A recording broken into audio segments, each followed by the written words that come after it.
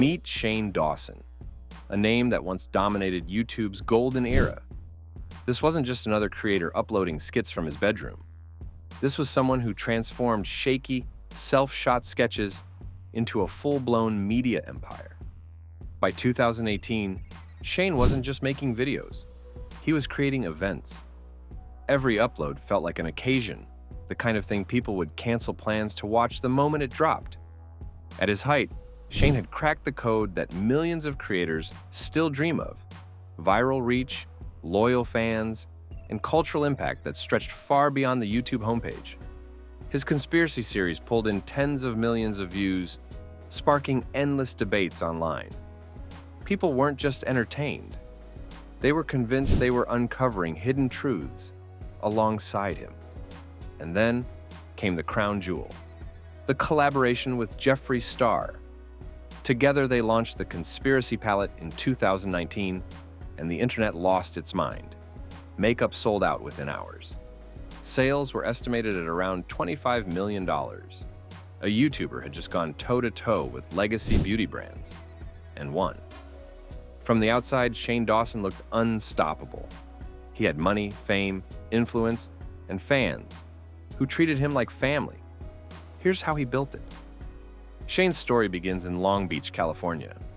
His childhood wasn't glamorous. He grew up overweight, struggled with self-confidence, and dealt with bullying on a daily basis. Money was tight at home. For most kids, that's the kind of environment that shuts doors. For Shane, it pushed him to find another world, online. In 2008, YouTube was still brand new. No one knew what it would become, and there were no clear rules for success.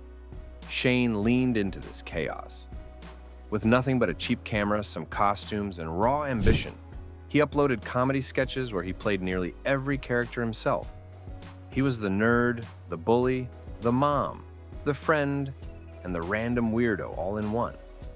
It was low budget, unpolished, and sometimes crude, but it worked. Within months, Shane's channel was pulling in millions of views. By 2010, he wasn't just another YouTuber. He was one of the platform's first stars. His humor might not have been everyone's cup of tea, but he understood something critical: relatability. Mainstream media felt fake, but Shane felt real. His fans didn't just laugh with him. They saw themselves in him. He was one of them, just with a camera. As YouTube evolved, Shane adapted.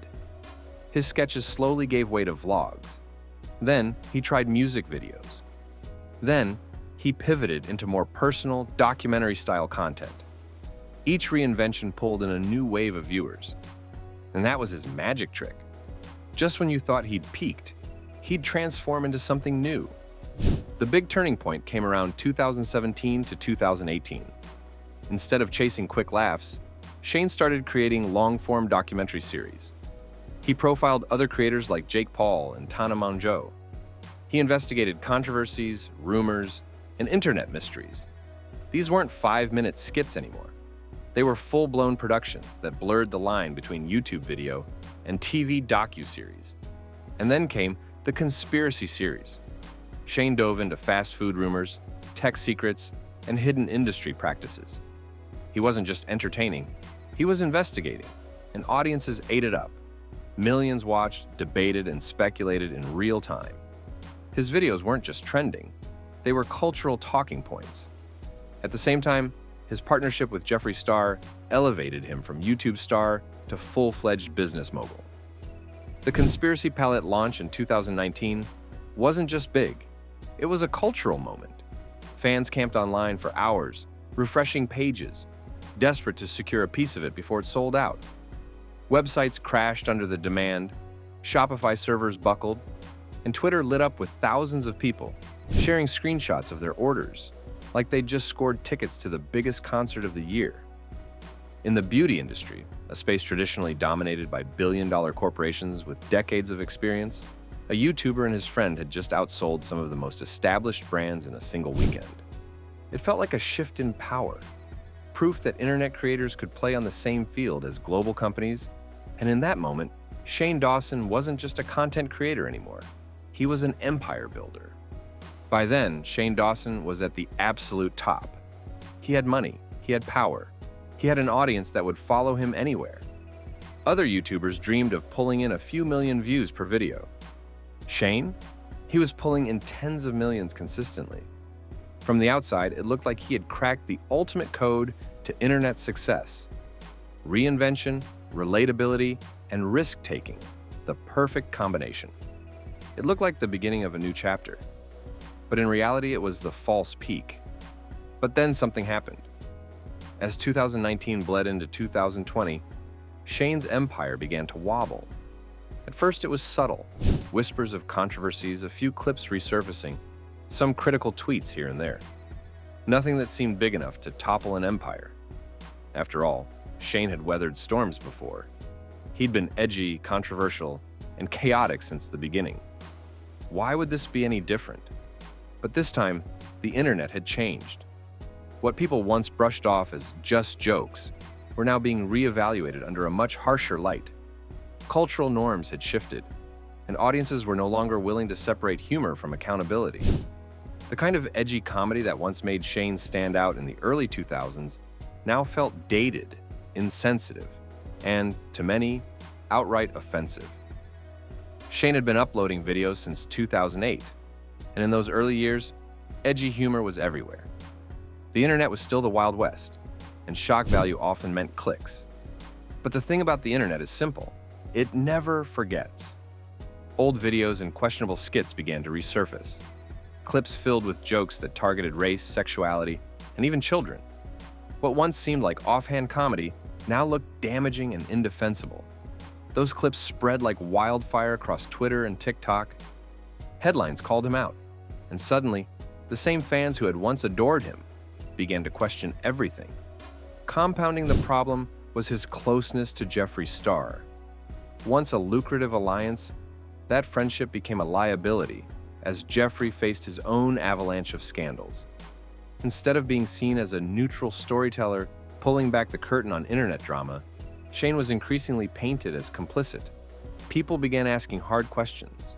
Was he really documenting these stories out of curiosity, or was he profiting from chaos while standing too close to the flames? And then came what may have been the biggest mistake of his career: silence. When the backlash peaked, Shane went dark. For over a year, he barely uploaded.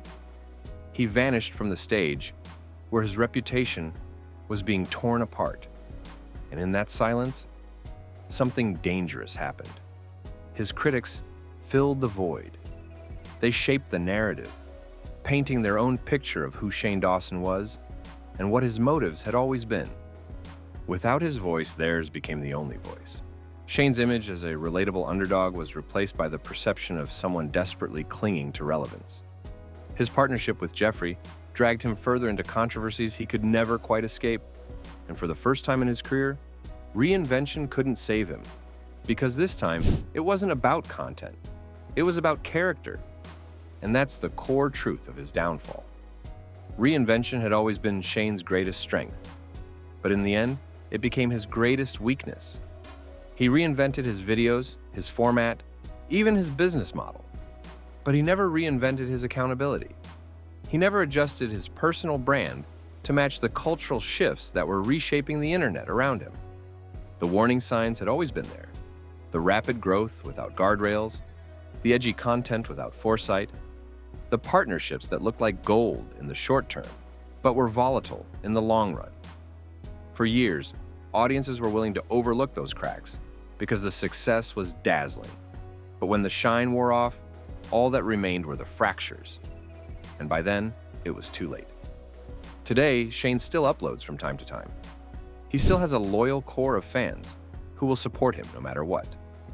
But the days of headline-making documentaries, 30 million view premieres, and makeup launches that broke the internet are long gone. His channel feels quieter now, almost like a faint echo of what it once was. The internet, fast-moving and unforgiving, has simply moved on. The financial fallout was massive. The conspiracy palette, once valued at $25 million in sales and hailed as a revolution in the beauty industry, is now just a footnote in YouTube history. But the cultural cost was even heavier. Shane lost trust influence, and credibility. The intangible currency that had once made him untouchable. From being seen as a pioneer of the platform, he's now remembered more often as a cautionary tale. And that's exactly what the story has become. Shane Dawson's rise shows the power of reinvention, of taking risks, and of building trust with an audience. But his fall reveals the danger of ignoring the bigger picture. Online success isn't just about capturing attention. It's about managing legacy. Content can change overnight, but reputations linger. What feels like a harmless joke today could turn into a career-ending headline tomorrow. A partnership that looks profitable in the moment might tie your name to years of controversy. And silence in the middle of a storm can sometimes do more damage than the storm itself. The real lesson? Success online can't just be about building fast. It has to be about building strong. It isn't only measured in views, subscribers, or sales charts. It's measured in adaptability, in accountability, and in foresight. Because what looked like the ultimate success story transformed into a cautionary tale. And the message is clear. The goal isn't just to build an empire. The goal is to build one that endures, one that can weather time, change, and even crisis. So, what do you think? Was Shane Dawson's downfall inevitable? Or could he have turned things around if he'd handled it differently? Let me know in the comments. I'd love to hear your perspective. If you found this story eye-opening, hit that like button and subscribe. Every week we dive into the hidden side of rise and fall stories, the successes that looked unshakable, and the warning signs most people missed. Because the truth is, it's easy to celebrate success.